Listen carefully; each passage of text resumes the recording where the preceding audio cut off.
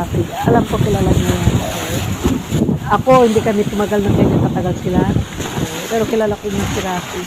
At saka dahil siguro kasal ako sa kanya, so lahat ng mga bahay niya, nakuha ko, lahat ng ebidensya nakuha ko. Okay. Ang galing niyo, paano niyo nakuha? Sa US, mabilis. Oh my God. So, eto, may mga katibayan ako. Kung gusto mo makita, papakita ko. Kasal niya kay Jocelyn. Nagpakasin siya kay Senador Amos as Rafi Tangco Tulfo.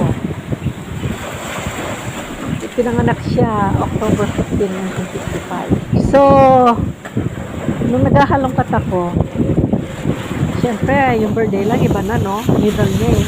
Alam mo na, last niya eh. Pero hindi very common ng Tulfo eh. Ngayon, yung anak niya kay Lisel, kinano niya ang Tangco.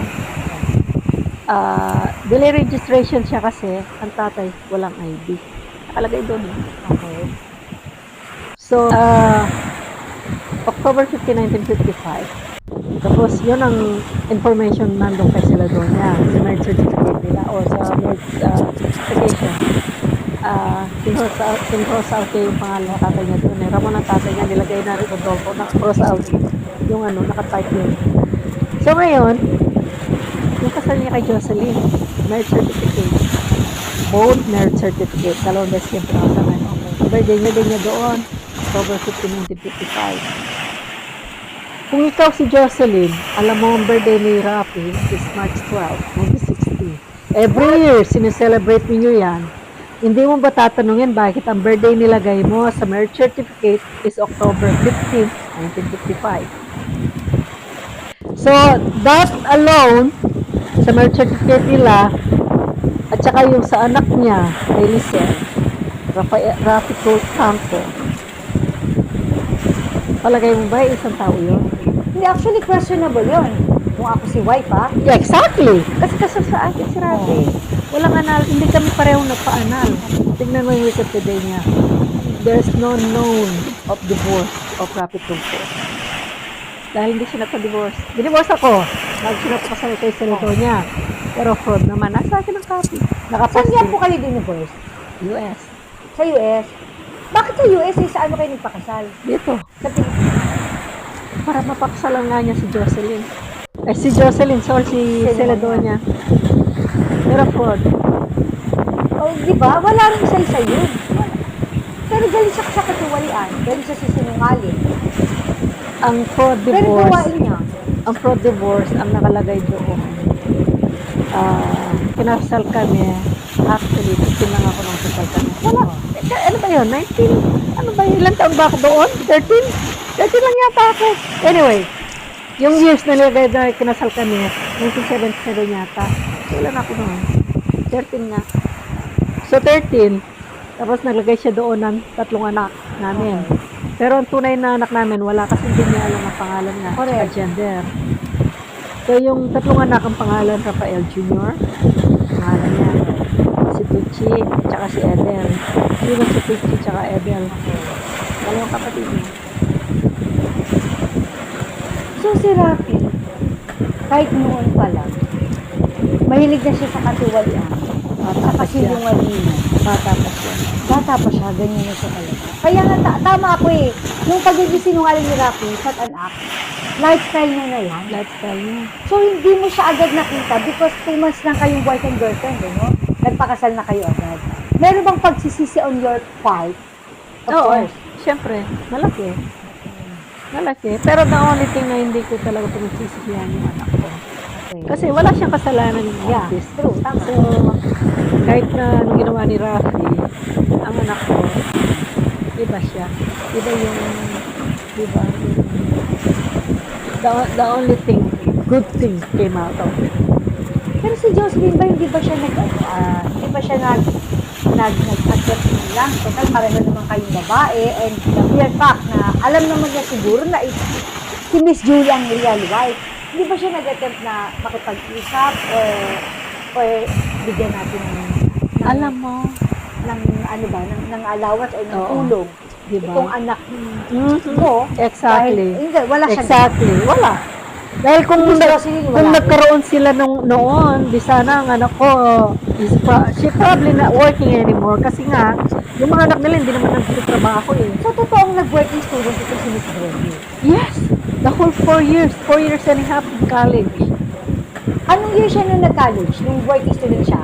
19 ano yan? 2000 ba yan? For college siya, nag-start siya ng 2016? 2006. 2006? Sikat na ba si Rocky that time? Nasa Channel 5. Okay. Maganda na yung ano niya. Maganda na sweldo. yung Yan. katayuan niya bilang ano. Oo. Kilala ng Culpo Brothers. na. Oo, oo. So, kahit paano, sikat Si, na siya. si Ben kasi na-meet niya yung anak ko eh. Kamukha Okay. daw niya yung anak niya. Okay. Nasa US. Okay. Parang nakikita ni ano, ni Miss Brandy, itong tatay niya na matulungan sa iba. Yes. Kaya humingi siya ng tulong. Okay. Nunood siya. Yung statement na kasi, yung anak kasi, Sa inyo niya sinabi yun? nasa statement niya. Okay. Nabasa ko yung statement niya, umiiyak nung malaman ko kung ano ginawa nila sa kanya. Okay. Ano, nakakaiyak. Retention. Kailan po kayo nagsampa ng bigamito? Kaya? 2019. 2019. So, Sure. medyo matagal na rin. Ano ng progress? Anong latest? Nasa, inano ng fiscal, binasura niya. Kasi, hindi niya sinabing hindi vegan eh. Ang sabi niya, yung prescription daw. Nalaman ko daw ito. Kasi, ang ano kasi ni Rafi, ano niya doon, may communication kami back then, many years ago. Wala Which is, pakialam. hindi to? Hindi, kasi nawalan. Nakita ko siya ng depression. Okay. Lahat ng mga sinasabi ni Rafi, even though sa lahat sa hospital ng mga ano, Bakit siya nakasinungaling? sasabihin pa niya doon, nakalagay pa doon na is she living under the rock na sikat daw siya, hindi ko alam. Ako naman siya pinapanood eh. Bakit ko siya pinapanood siya? Pero Miss Julie, wala ba kayong idea bakit siya gano'n kasinungaling? Ano si Rafi sa kung ano yung para yung gusto niya makuha, ganon. Kaya he take advantage para sa sarili niya ano. To the point na gagawa na siya ng storya, Sabi mo, magsisinungaling na siya, oo. makuha niya lang yung gusto. Oo.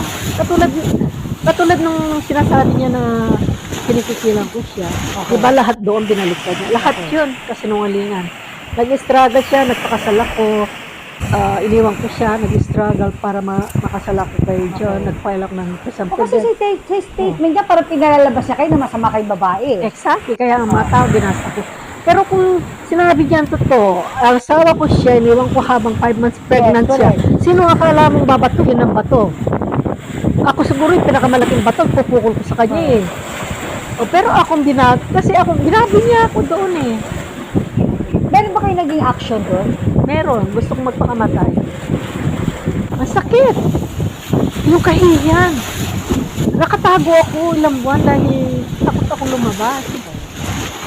Tsaka the fact na alam natin na siya ang paniniwalaan ng tao. Dahil siyang kilala. Dahil kilala siya eh. Kilala siyang mabuting tao. Kilala siyang matulungin. Ayun. Tapos sa extort nyo nga naman. Oo. Kaya nga. Oo. Kaya ako nga, tinira ng mga tao. Pero Miss Julie, hanggang saan niyo ipaglalaban yung karapatan niyo? Hindi niyo ba ito titigilan? Hanggat hindi niyo nakukuha? O titigilan niyo na lang para sa peace of mind niyo? Hindi siguro ako titigil hanggang... Nice.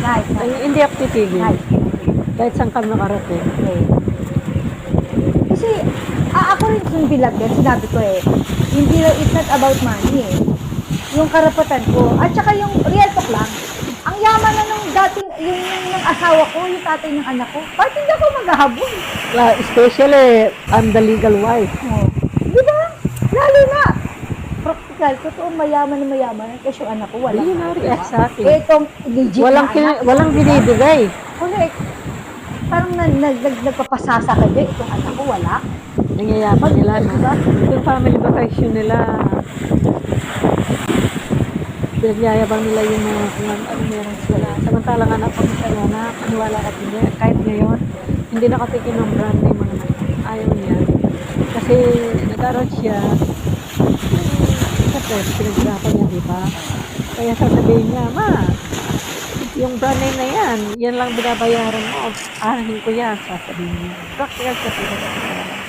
Pero kung si Rafi, bigyan siya, sigurado ko bibili siya. Di ba? Pero hindi siya. Sa totoo lang. Ano yun? Di ba, nalaman ni Miss Grandy yung sa tatay niya, galante sa iba, matulungin. Ano ba yung unang hiningi niyang tulong? Hindi mo kang perang anak ko sa Okay. na, sa totoo lang. Kaya nung humingi siya ng tulong sa tatay niya, yung nabasa ko yung statement niya, nasyak ako. Bakit hindi siya lumapit sa akin? Ano ba yung hiningi niyang tulong sa tatay? Financial assistance. Bakit tinanggihan siya? Sorry, tinanggihan ka? Alam mo, yung date na nakalagay doon sa nung tinatanong niya sa girlfriend ni Rafi yung kung nasaan ang tatay niya. It was during around the graduation, Okay. yung December na yun, graduation Graduation college. Miss Grandy. Aha. College. Ngayon, kasi ayaw niyang pumunta sa graduation. Hindi ko alam, sabi ko, siguro hindi nakapasa siya. Anong isipin ko, di ba? Bakit ayaw niya pumunta sa college graduation? So, tinanong ko, sabi niya, hindi ako pumunta. Tatlo bakit ka na? Kasi mawala ako pambili ng cup and gown. Naiyak ako. Ano nga? Sabi ko, hindi ko alam na tumawag na siya na. Ba't di mo sabihin sa akin? Bibigyan naman kita ng pera. Kasi masabi niya, nahihiya na ako. Ang laki na ng gastos sa ako. Ay, naku, ito lang. Sabi ko, huli na to. Sabi ko sa kanya. So, pinadalang ko siya ng cheque. Kasi sa oras kung saan siya nakatira. Pinadalang ko siya ng cheque. Ngayon, nakagraduate siya. Natuwa siya na pinilit ko raw siyang makagraduate. Ang sarap pala daw yung college girls sa nila. May 2,000 sila. So ngayon,